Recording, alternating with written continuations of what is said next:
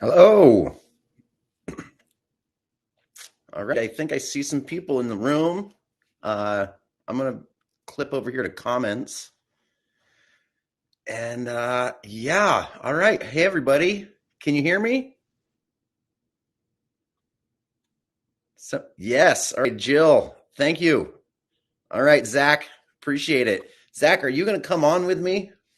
Is that something that we're doing, or are we just going to? Zach's going to come on if I want. Okay, well, here's the thing that I should do right off the bat is first I need to apologize to Zach because he asked me if I wanted to change the title of this talk. And the answer is I probably really should have because I don't really want to be talking about COVID necessarily because we've had COVID for too long already. And I don't know. Um, I probably will just go through. Hey, there he is. There I It's so am. much How's it going, better. Zach? Dude, you're looking great. Good. Nice to see your face.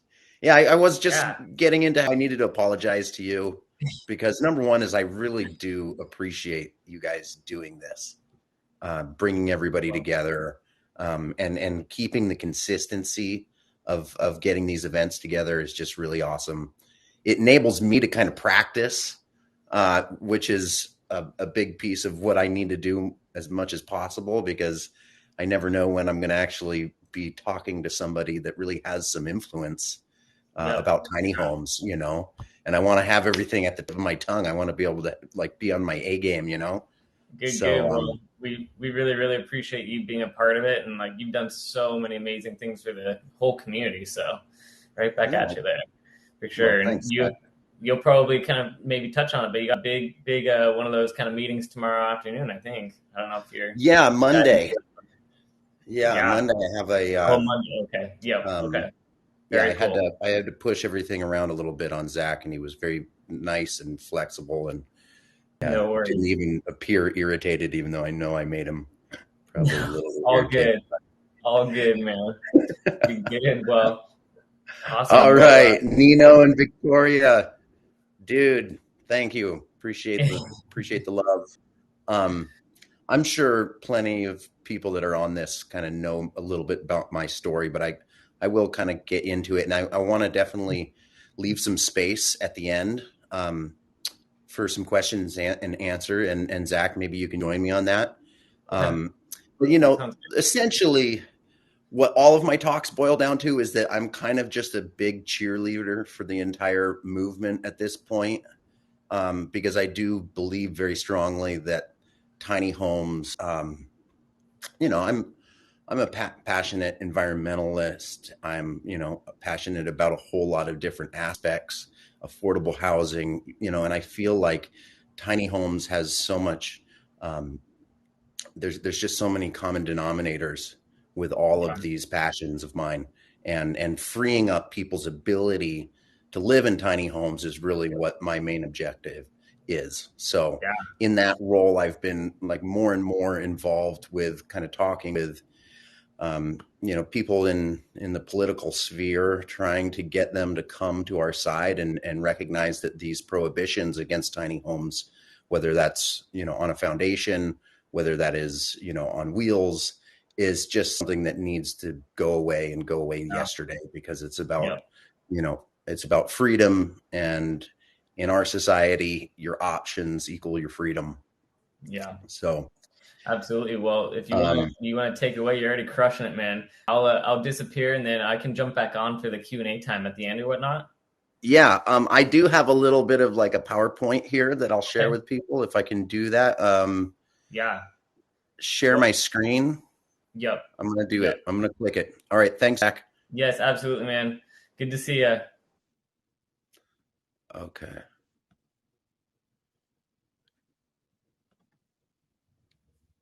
Okay.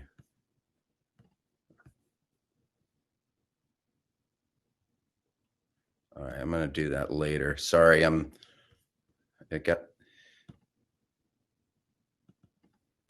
uh this is really it's really kind of frustrating. I don't know if I'm gonna be able to share my screen, guys, unless I quit out of this.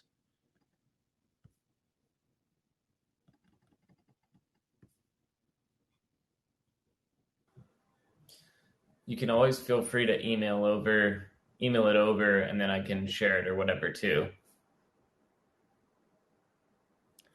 Well, it's saying that I need to like quit out of Chrome, like give it permission in system preferences. Yeah, Is that could that be correct? if you want, you can do it real quick. We'll be here.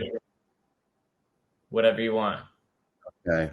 I mean, what do you guys think? You want to see my should I do this real quick and then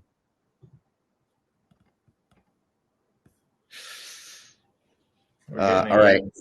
Okay, we're saying some Beth is saying yes. All right, guys, I'm gonna quit Chrome real quick. All right, Zach, you're gonna fill in for me?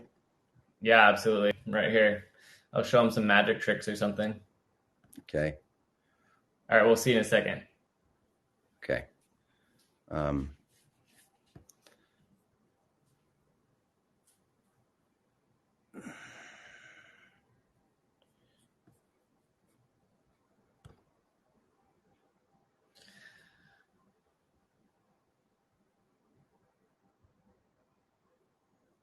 Yeah, Dimitri, there's actually quite a few. And let's see, I think it's Sunday morning. Dimitri asked, are we aware of any colleagues in Europe involved in promoting favorable tiny home regulation locally? And on Sunday, I want to say Tiny Living Alliance is going to be presenting. That's Sunday early morning or early morning here ish. Actually, sorry, that's Saturday. That's tomorrow morning. It's the first presentation tomorrow morning at 9 a.m. Pacific time. So definitely tune into that one. I don't know what time zone you're in, but that's going to be a fun one. But yeah, all right. Do you guys know? So let's do a quick little joke. If you, if your job, if you live on a, or if you work on a farm and your job is to take care of chickens, do you know what that makes you? Drop it in the comments if you know what that makes you.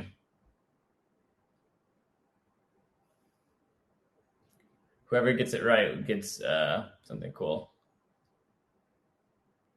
Ah, Giovanni got it. A chicken tender. Nice, Giovanni. Beth, well done. Isn't that pretty good? I know. I that was one of those shower thoughts this morning. Just you're yeah with the dad jokes. My kids love them. My wife is not as impressed, but that's okay. She still loves me anyway. So yeah, let's see. All right. Knock knock. Who's there? A little old lady.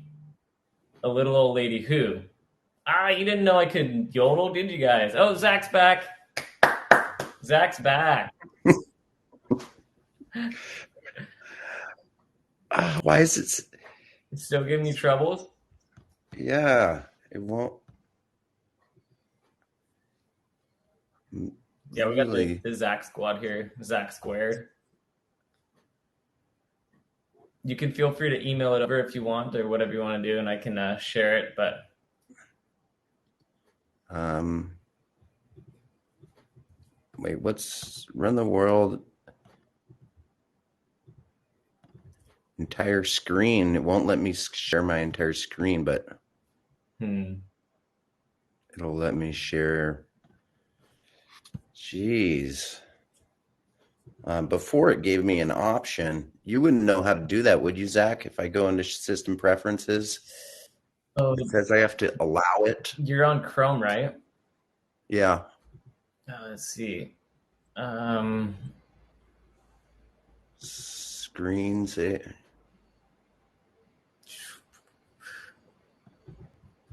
see. Security and privacy.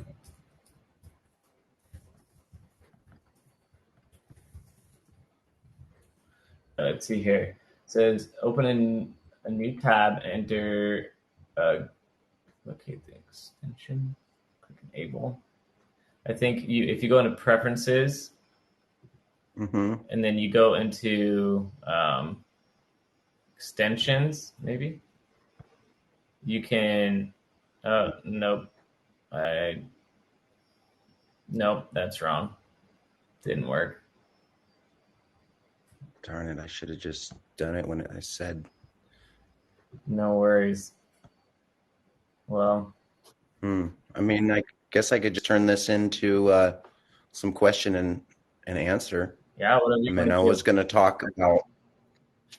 I was going to kind of get into how when I start talking to um, council members and mayors and people that are interested in tiny homes, the very first thing I have to do is say, okay, back up. When you're talking about tiny homes, what are you talking about? Yeah. Because there's so many different types of structures that are currently kind of falling under the umbrella of the term tiny Mhm. home that Yep. before I even really can kind of have that conversation with them, I have to kind of go through this a little bit of an explanation about the different types of tiny homes on foundations, Yeah. how tiny homes on foundations are essentially governed by IRC code, right? And they're allowed for full time living, but you have to be built to the IRC code. Then you have HUD homes, which are governed by HUD codes, which Yep. are in a lot of ways very similar to IRC code, but they're make it really difficult for small time builders that aren't big industry to actually construct the homes. Hmm. Then you have you know RVs, which is what a lot of tiny homes are falling under the RV category. Certainly, my tiny home, I don't even think it wasn't even a RV. It didn't have the RV stamp, so it was really just considered a modified trailer. And we talk. I caught a little bit of Elizabeth Singleton's talk, and she Okay. was talking about how she wishes it was the wild, wild west. Well, Yeah. at least in my little corner of the country, it is kind of like the wild, wild west, just in terms of um, the county very specifically is not enforcing its own laws. We're Okay. in such a housing crisis that when I've just went through like 8 months of talking with my county about trying to get tiny homes, and they were hung up on tiny homes on wheels, right?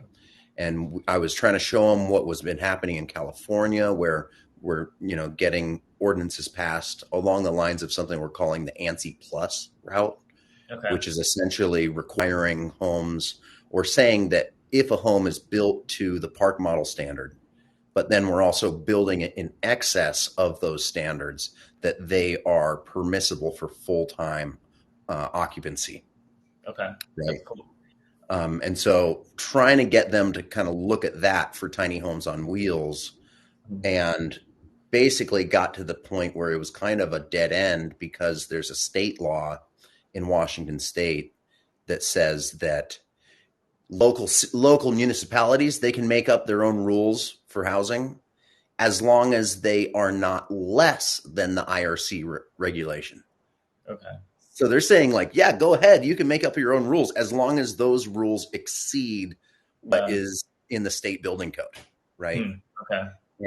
And currently my main problem in terms of requiring tiny homes on wheels to be built to IRC Yep. is, well, I don't know if you know this, but the IRC code, the new ones, the 2021, they're requiring your wall cavity to be an R30 insulation, Cool. and your ceiling cavity is supposed to be an R60.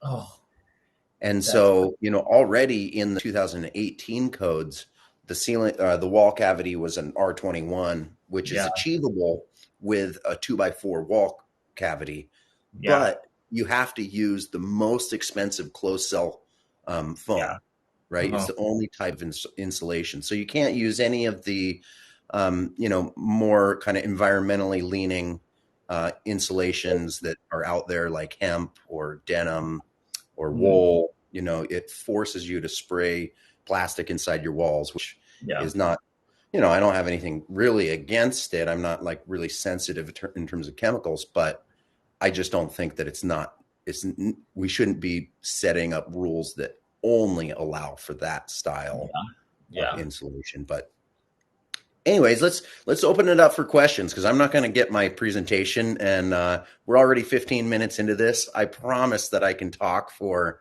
however long. Um, I really have a That's what we problem love.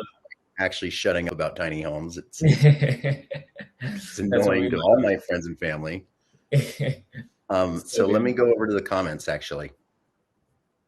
And if anybody wants to just jump in and grab the mic and ask a question that way too, don't be bashful. Yeah, absolutely. Zach's obviously the expert in tiny homes. So, any questions you guys have, whether it's eco-friendly, utilities, the What is the reaction of mayors and councils? So, um, I like Elizabeth Singleton said, I think almost everybody is pretty much on board when it comes to tiny homes. I mean, we are the housing crisis is so widespread, right? That basically politicians are well aware that if they can do anything to alleviate people's needs on housing, that's a big win for them, politically. And so everybody's on board with trying to do it, right? And tiny homes, especially on foundations, I feel like we've already kind of won that battle, right? The resistance is not really there. I think what is there still is kind of apathy, which is ironic because actually it's also it's Earth Day, which I should say happy Earth Day to everybody. And I do feel like the battle now in terms of tiny homes on foundations is more kind of apathy, where it's like, oh yeah, sure, tiny homes, it's great, but is it gonna, or do people really want to live in these, and is it really going to make that much of a difference, right? And so my position on that is that I think people just they're just not quite aware of the true significance of tiny homes in terms of the relevance to the environmental direction of humanity. And as a good example of that, and if anybody's read Jay Schaefer's book, or if anybody hasn't, you should. It's really awesome. And one of the eye-opening things that he said in that was that um, in his lifetime, he had seen so much of the conversation about efficiency be focused on the automobiles and transportation. And what is interesting is that when you look at housing and just how we live, our energy, our carbon footprint from our homes is equal to that of transportation, but it just doesn't get the same amount of attention. So that's where I think there's a bit of a gap.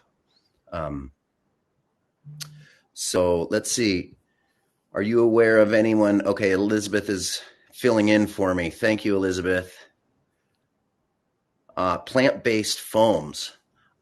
If there is somebody that are doing plant-based spray foams, that would be incredible. It seems like it would work fine. Elizabeth is saying a soy plant foam insulation, which would be amazing. Elizabeth, do you know what the R value on that is? It equal to closed cell foam? yeah, But I yeah. think I think it is pretty comparable. I'm pretty sure it's basically like the same thing. They just swap out one of like the Mhm. ingredients basically with the soy, and it's Yep. essentially the same thing, but it's probably a little more expensive. That's what we always use. We only use the soy based, um, Okay. but I don't know. I don't think it's still like 100% green. I think it still has quite a bit of off gas and some of that. But So my father, he's a bit of an inventor, and he does most of his tools are plastic injection mold, okay, right? yeah, And so, uh-huh. you can make a complex carbon molecule from Hmm, just about any kind of plant, right? yeah, So that's why you yeah, have like hemp plastics and I guess soy plastic. But I guess the problem with even the bioplastics is that they still break down over a long period of time, and they still end up making it into the water and get yeah. ingested by life forms. And so it doesn't really solve that whole like plastics in the ocean issue. Hmm, Um, but at least it's not a petroleum product, which, yeah. as we're seeing these days, it's, with the war, there's another um, good reason that we need to kind of look at our dependency on plastic, on petroleum. And a lot of Mhm. people don't realize how much of the oil that's getting taken out of the ground is actually going into plastics, right? Yeah, I used to think it was like, oh yeah, I realize it, but I didn't quite realize what percentage, and I still don't know exactly that number, but it's significant. yeah, It's not minuscule. So yeah. moving away from the petroleum base. Okay, so thank you, Elizabeth, on that. I'm going to have to look at that also because yeah, spray foam is an amazing product. It really stiffens up your home. So if you're going to be taking something down the road, it's awesome. Yeah. Um, but just insulation values in general for tiny homes, in my in my opinion, um, it's completely different than a large home. Yeah. And the reason that the way that I kind of describe it is that it's a lot like an on-demand water heater. When you have a tiny home, it's you don't have to keep that space at this perfect temperature at all times, the way that you Mhm. do with a large home, right? A Yeah. large home, you go to work, well, you got to keep it at a livable temperature because when you come home from work, it's just not realistic that you're going to either heat it up or cool it down Yeah. in a reasonable time frame. Whereas a Hmm. tiny home, it's more like an on-demand water heater where you can just let it go, let it get too cold, come back, you just heat it right up, and 15 minutes later, you're good to Yeah. go. Yeah. And so that's the part where I do believe that tiny homes should be exempt from the energy requirements Yeah. that are ballooning because every time that you require a higher R value in your walls and in your ceiling, what it means is that you're just using a huge amount more materials to create that space. Yeah. And all of those materials have this built-in carbon footprint. So at some point, you're kind of working backwards. Yeah. Yeah. I don't know if you have, Zach, have you ever seen that chart of like diminishing returns on insulations? Yeah, I've seen that one. I've also seen some of the charts that like Cole Peterson, the ADU expert, he has Yeah. on building large homes versus smaller homes and so on. It's like always so interesting. And I think you're Mhm. kind of nailing it right there. Like as far as the insulation value and whatnot, it's like that's all in order to keep the energy consumption of a home down. But the thing is that tiny homes already have way less energy consumption than a standard home. And so the whole point of the code to keep the energy requirements down, tiny homes do that 10 times over compared to most standard size homes. And so it's like requiring, yeah, it just kind of seems backwards. So Yep. Yep. So yeah, so essentially with the diminishing returns, that chart that I referenced, mhm. it was actually something that Jay Schaefer showed me, and it Okay. was really eye-opening. And Yeah. it's what it really shows is that when you are putting in like the first R10, and I think it really kind of changes at about R14, Okay. right? After about R14, you start needing a lot of insulation to make a very minute difference. Okay. Um, Yeah. and so there's insulation, and then there's something called the thermal envelope too, Yeah. and those are two different things, right? Um, so a thermal envelope is about like air leakage, right? Which is a Yep. really great way to control your environment. Yeah. And then your R value doesn't necessarily mean that you don't have like gaps in your windows just because you have Mhm. a high R value. So it's Yeah. kind of like, you know, sometimes I feel like the priority that they're placing is in the wrong place. Yeah. And I'll go I'm for it. sorry. I was just gonna say I heard that that the a hole the size of the tip of a pen or pencil allows the amount of air exchange of a basketball every hour.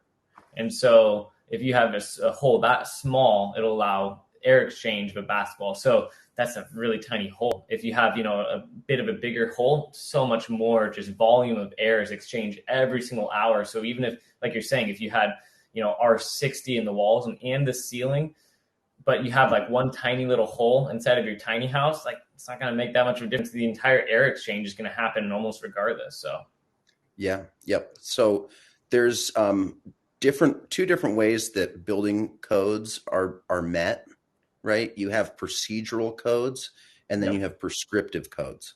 And procedural code is essentially just saying, okay, well, build with 2x6 walls, are, this in insulation. Um, that's a procedural code, right? And Mhm. then there's another way where you can hire a company and an engineer to come and certify that your home is up to the prescriptive codes, right? And the prescriptive codes are done using a blower door test. Yep. Yep. And if anybody doesn't know what a blower door test is, it's essentially exactly what it sounds like. They put a big fan in your door, they seal it around, right, with a big fan, and then they drop the pressure inside the space, right? They run that fan backwards, and then they measure how much the pressure gets dropped, and that essentially tells you how tight your seal is of the Yep. space. And those blower door tests are a little bit, well, not a little bit, but they're very skewed towards larger spaces. It's really easy with a big home to pass that prescriptive code because what they're trying to show is air exchanges per hour. So it's Okay. exactly what you just mentioned with the pencil, Yep. or the pen hole, right? Whereas if you have, imagine you did that to a refrigerator, right? Hmm. And the size of a refrigerator. Well, any little bit of air leakage that you would mean that you'd have many transfers per hour because Yeah. the space is that much smaller, right? Yeah. Yeah.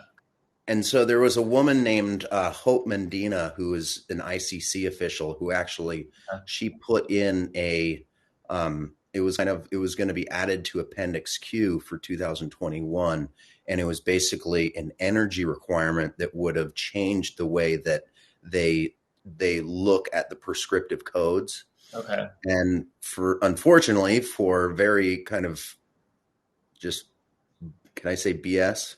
For BS reasons, it was not allowed, Yeah. um, and they did not adopt it into the 2021 IRC code. But that would have been a really big one for Yeah. many homes because it would have meant that you would have been able to meet those prescriptive codes, and you probably would have gotten away with a lot less insulation Yep. needed, right? And especially because, just to keep in mind, now in the 2021 code, if I want to build a tiny home to IRC standards in Washington State, I have to have R30 in my walls and Yeah. R60 in the ceiling, right? So, Yeah. I mean, I'm trying to do the math, but that's definitely, um, even with, I don't even think that you can get to an R30 with a 2x6 Yeah, you'd wall. probably have to do spray foam. That's what I was trying to think. I was like, that Yeah. basically means that you can never do any sort of like wool or jean, like denim insulation or hemp because you just need, yeah, that's just not going to be possible. Yeah, or you're going to have to like frame your whole Yeah. house with a 2x10, Yeah. Yeah. and that's another piece of the energy issue, right? Is, with 2x4s, the truth of the matter is you can pull 2x4s out of smaller trees. When Yeah. you're starting to require homes all be framed with 2x8s, Yeah. because to meet the energy requirement, it's actually forcing the forestry industry to be looking for bigger and bigger trees, Yeah. which is kind of, in a world where trees are our best tool to capture and store carbon, which is being such an issue for climate change. Cutting down the biggest trees is not what we're trying to do. Yeah. Okay. Yes. Desiree said 3-inch rigid foam outside the 2x4 frame. Yes, I have done that. I have framed homes and then put um, rigid foam on the outside. And what's nice about that is we talked a little bit about the thermal envelope, Yep. and there's something called thermal bridging, and that's basically referring to the every stud that's in your wall is actually a break in your insulation, right? Because your wall stud is less insulated than the actual insulation. So Yep. it's something that's called referred to as thermal bridging, when it can allow that heat transfer to go through the wall in those spaces. Um, and so what putting foam board on the outside of your framing does is it actually eliminates that thermal bridging, because it creates it creates a buffer for that. And so Yeah. it's a really great way to go. I will say, if you're going to be taking your tiny home down the road, attaching your siding through that foam is much more of a challenge. You And it also definitely was, you say also again. lose the 6 inches, like 3 inches on either side of the house. You're gonna have to build the inside 6 inches smaller. Yep, that's right. Yep, and very long screws. So Desiree, yeah, yeah, I think I'm saying that right, Desiree. Yeah, I think Uh, so.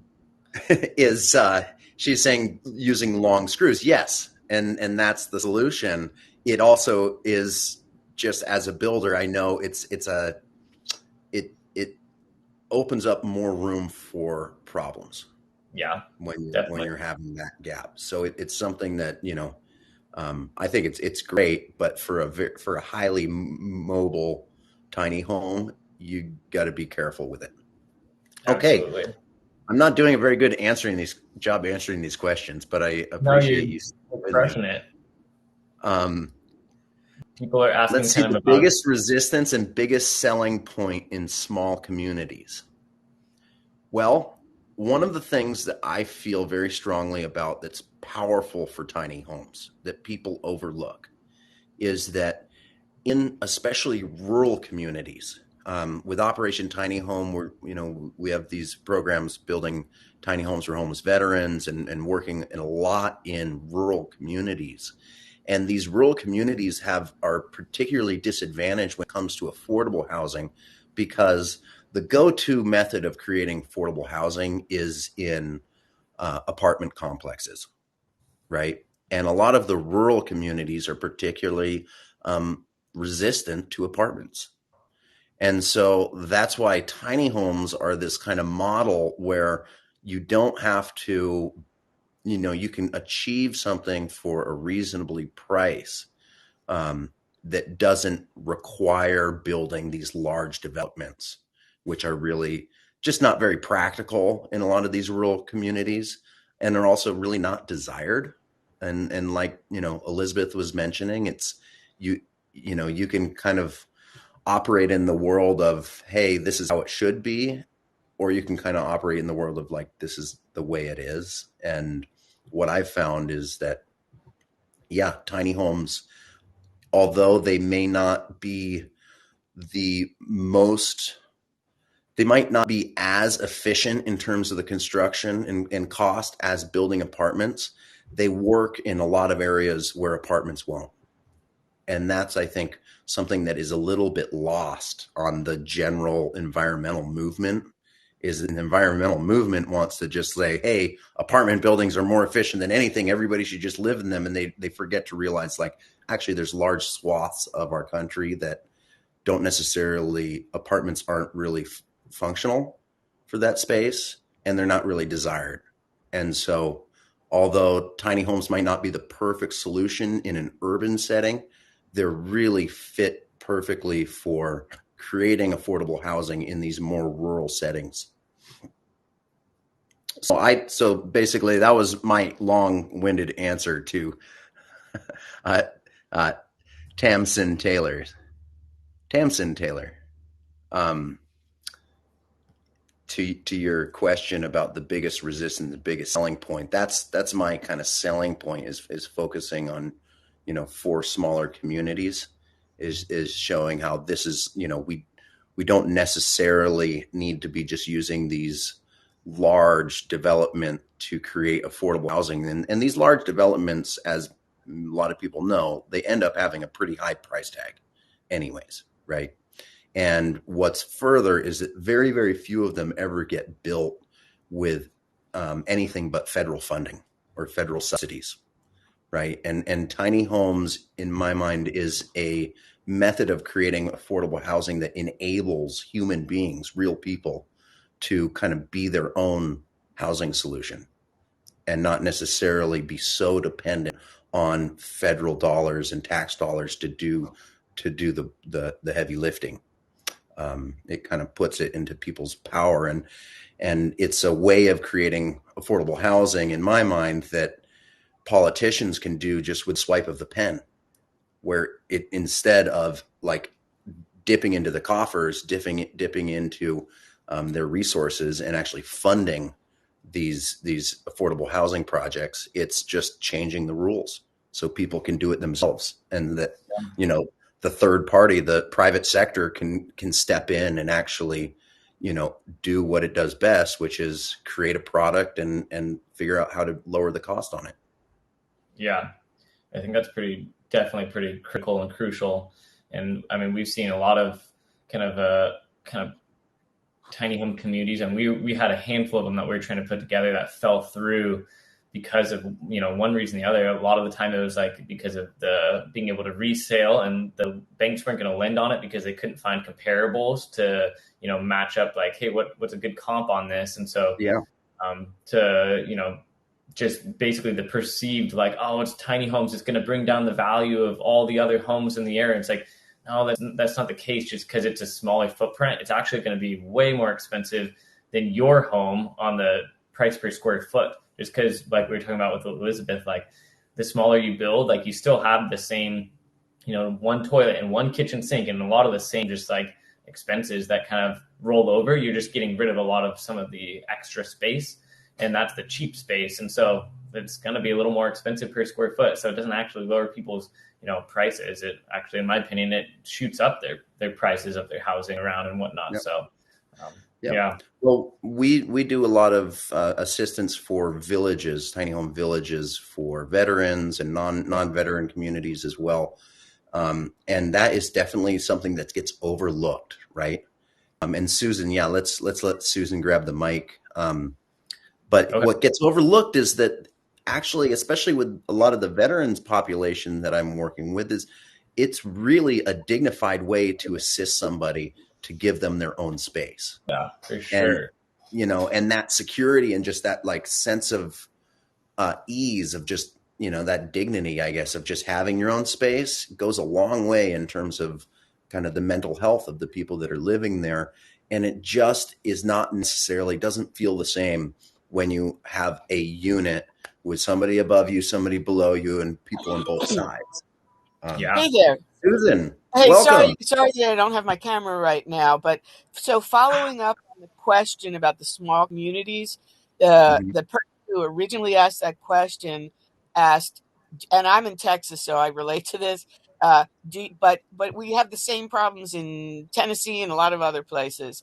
And that question was, do you have any experience successfully navigating good old boy towns? Because the Mhm. resistance in rural areas, it may not be the same as the resistance in urban areas, Mhm. but that exists and is harder to penetrate. So, Mhm. have you had those experiences and how have you dealt with them?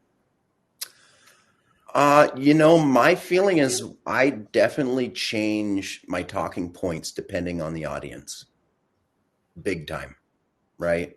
If I'm going into a place that I feel, you know, has maybe more of a kind of conservative or a libertarian slant politically, you know, I'm not going to talk about how tiny homes are wonderful for the environment and the energy efficiency, right? I'm going to be looking to appeal more in the direction of, um, you know, freedom as the freedom to do, you know, self determination, to basically allow people and the private sector to do what it does best. Um, and so I guess that is my best kind of piece of advice for that. But I will also say that one of the most beautiful things about tiny homes is that like we are in a very polarized kind of environment in our country. And when I'm going out and I'm talking to council members, like I did just recently here in Whatcom County, it's not like tiny homes are only being approved of by one or the other. It's a very bipartisan um, topic, right? And people might not be looking at it for the same reason. They might not be getting excited about it for the same reasons. But tiny homes appeal to people of all kind of political leanings. You just kind of have to find the right way to discuss it and talk about it. Um, and so, yeah, I've been really, honestly, I feel like people from kind of conservative backgrounds are almost more helpful than than some of the more liberal politicians that I run into, right? And it's kind of because, yeah, it is. It's just so obvious that in the midst of a housing crisis, that we're putting so much restrictions on people's rights to be able to create a home that they determine for themselves to be appropriate, right? And Mhm. the reason that I say that I'm getting almost more resistance from people of liberal leaning is kind of what I said in the beginning, which is just apathy. Yeah. It's like, sure, yeah, tiny homes, we all get it, we like it, but is it really? We need real solutions, like that kind of thing, you know. Yeah. Hmm. And also maybe an over maybe too much of a focus from liberal politicians on solutions for urban settings, right? Yeah. Whereas tiny homes, yeah, they fitting into backyards, I think, is kind of the golden ticket for how tiny homes can be a powerful tool for our country and society. Yeah. Um, Yeah. but a lot of places don't have backyards in like real dense urban areas, right? Yeah. And if it's not a solution that makes sense for like a big city, it seems like it falls out of the scope of some of more of like the typically liberal politicians. And so, Yeah. but that's also why I think it would be such a big win, Yeah. if these politicians would to kind of recognize that, yeah, we do need solutions that aren't just focused on urban areas, and tiny homes are a housing option that can really fit in a lot of places. Yeah. Yeah. Definitely. There's a big need for that for sure. Yeah, Beth Williams had mentioned like using them as ADUs, and that is really my feeling is that, yeah, tiny home communities are incredible, right? Um, I really like the idea of pocket communities. I think that personally, from my experience, it's really difficult once a community gets over a certain size to maintain that feeling of a community. Yeah. It ends up kind of feeling more of like a trailer park kind of thing, or well, not. I Yeah. mean, there's nothing. There's a lot of actually trailer parks that have great communities, but once you start getting too big, right? Yeah. Hmm. Um, it does two things, right? Where it kind of you lose a little bit of that like sense of belonging. Yeah. Um, you're just another number, but Hmm. then you're also running the risk of kind of overly concentrating people of lower economic spectrum into one geographic position. Okay.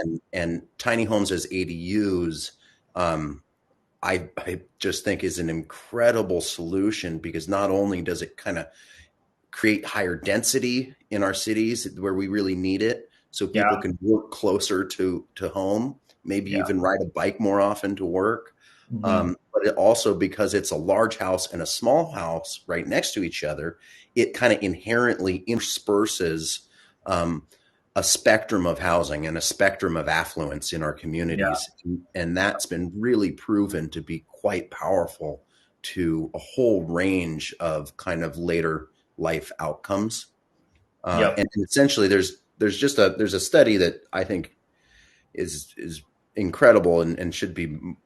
I mean, it is well known. It's called the Opportunity Atlas, and it Okay. was this guy Raj Chetty, and he's a pretty well known researcher. But he essentially just went and looked at essentially the American dream, or upward Yeah. mobility, and Yep. was kind of like taking out all of the different kind of predictive factors for somebody's long-term outcome. Yeah. And the number one thing that they found that was a predictive factor for people's upward mobility and their opportunities later in life was the residential makeup of the communities that they grew up in. Okay. Huh. Wow. And so, beyond schooling, beyond all these other things, um, if you grow up in an area where it is very, very economically segregated residentially, what it does is it creates these pockets in our country that have just very depressed levels of upward mobility, Huh. right? Yeah. And places that have more thriving levels of upward mobility, and he was basically quantifying that as the American dream, were Okay. places that had a lot better disbursement. Yeah. So it wasn't so much residential segregation. So Um, it was just kind of a way of kind of reinforcing my feeling that, yeah, tiny homes as backyards is just a really fantastic, um, uh, has fantastic potential for our country to Yeah, really revive the American dream, as well as create housing, as well as kind of densify our cities and enable us to kind of maybe start tackling the needs for transportation and just how we live. yeah, absolutely. I think that's definitely on point there, and it is like I think it's super important to have the elderly kind of dispersed amongst like the rest and the younger couples, younger families with young kids amongst the a little bit older crowd and so on, rather than if it's just all just young families in an area or just elderly in an area and there's no intermixing. I think that Mm-hmm. there's so much just like I don't know, cultural value and so much more that gets kind of lost in the mix that is just, not passed on from generation to generation, whether it's from the younger generation up or the Yeah. older generation down. I think that's super important and it's really easy for that to happen. Yeah, and that actually is another piece to it, is that, tiny homes and backyards, because such a large quantity or high percentage of the homes in our country are owned by older Americans. Hmm. It's just ripe for setting up this kind of intergenerational Yeah.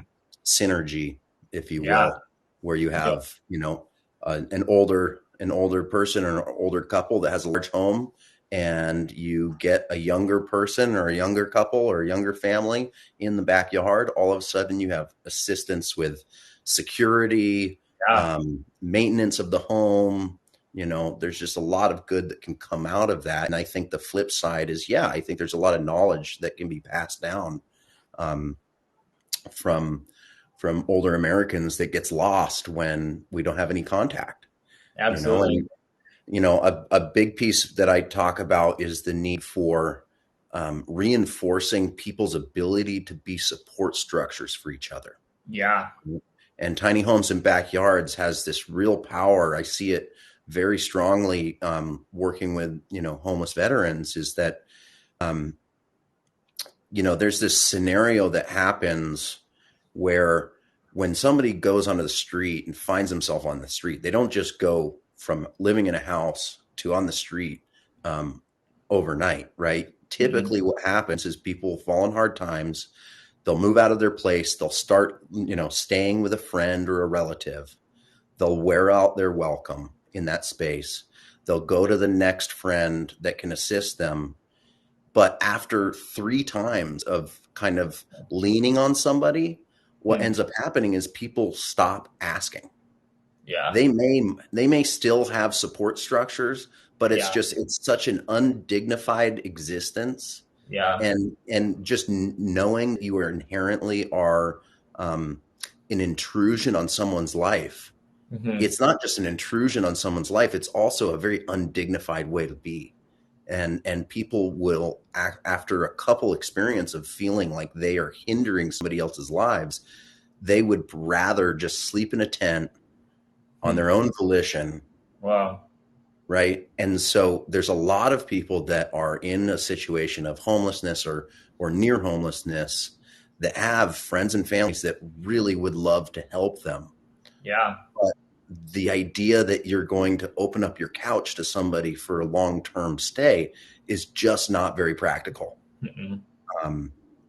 And so that's a piece of it to me, is that, for every homeless person on the street, they have friends and family members whose, heart in some ways is broken, that they can't do more for that person.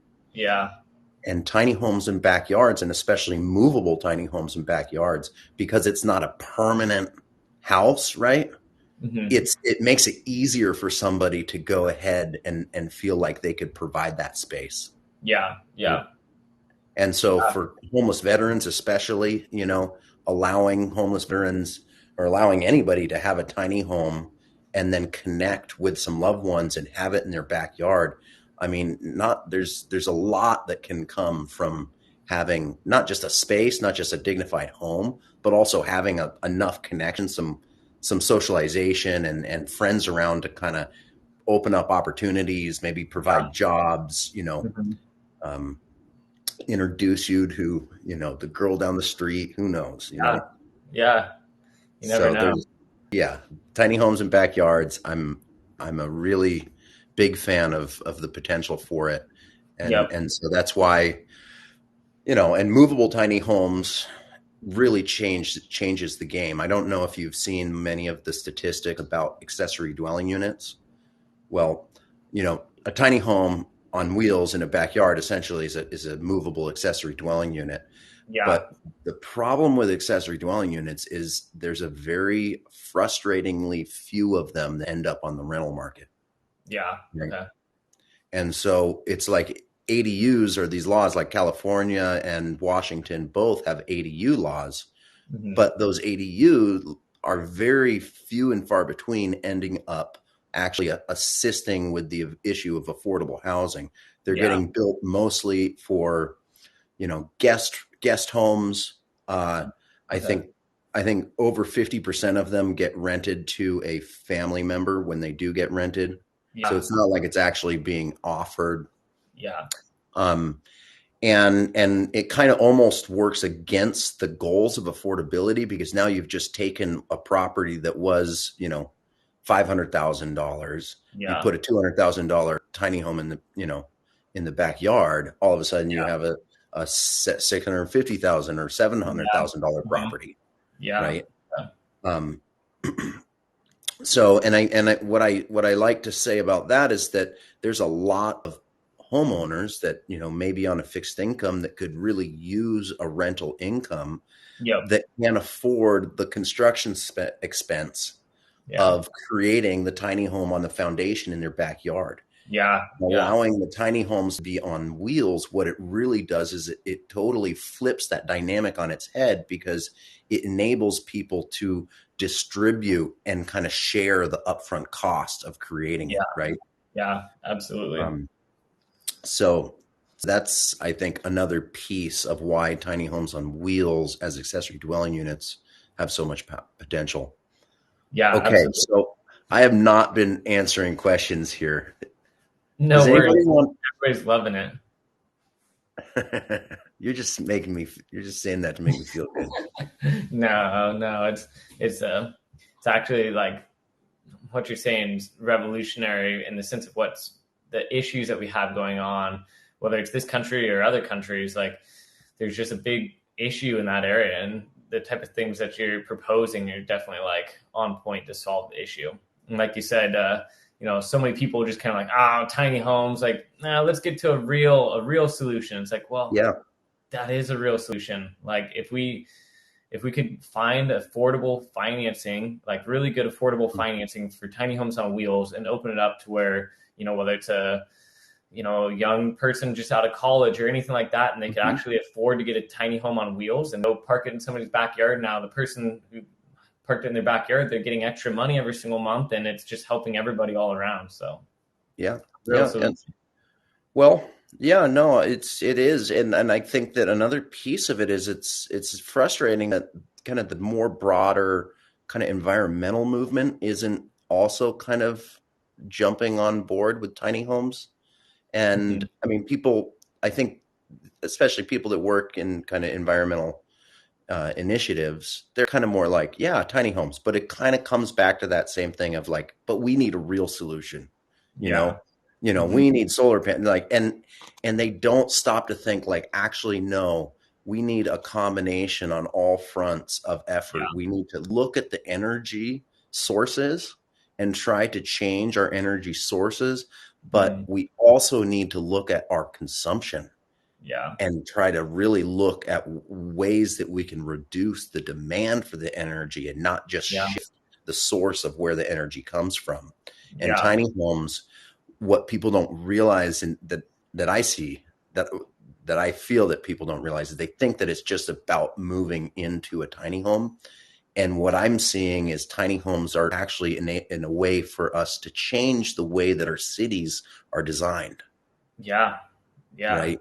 And enable more people to live in closer proximity with harmony, Yeah. with Yep. dignity, and with harmony, because it's a Yeah. piece of all of this.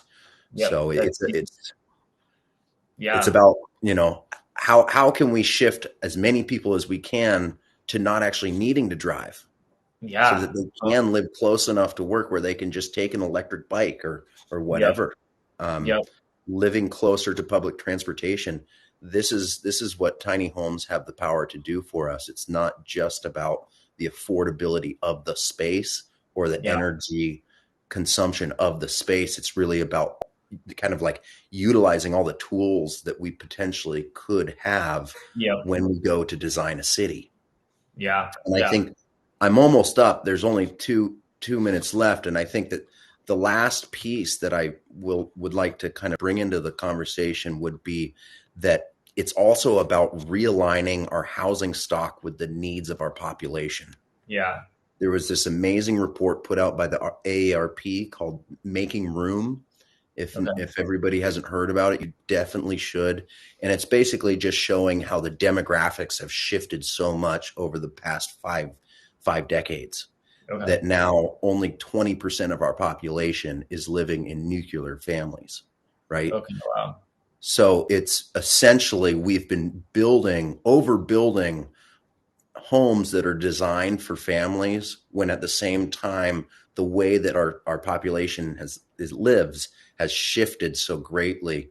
And what we haven't done is pay attention to producing housing that is appropriate for the needs of single adults and married couples without children.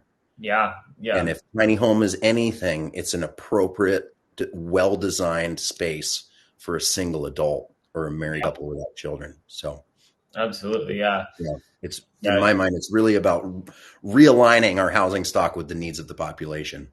Yep. And all too often people just end up filling all those rooms and everything with just extra stuff that doesn't actually make them any happier or anything. So Well, Zach, I could talk to you for a long time about this. It's been a pleasure. Thank it's you. always fun. Always fun. Yeah. Well, dude, we really appreciate it. Everybody loved what you had to share, and keep being you and keep pushing forward the tiny house movement. All right. We'll see what these veteran administration people have to say on Monday. Yep, I might definitely. even wear a suit. I don't know. Yeah, ooh, getting fancied up. Hey, I'll do whatever it takes. I'll shave this Yeah. beard. Do what it takes. Yeah. Good stuff, man. Well, have a great weekend. Okay. Thanks, Zach. Yeah, I absolutely. look forward Take to care. seeing the rest of the presentations. Yep. Everybody, if you're interested, I said that I would do this. If you're interested, Dan Fitzpatrick is doing a 2-day seminar Cool. on what it takes to make a tiny home community development. Okay. And he is a wealth of knowledge. It's happening on the 12th and 13th of May in Colorado Springs, but you can also stream it. So if Cool. you're interested in doing a development, or you're a developer yourself and want to pick the brain of a really experienced guy, that's would be an amazing thing. Yeah, absolutely. Dan's got Oh, a wealth of knowledge for sure, like you said. okay. Yeah. Bye, everyone.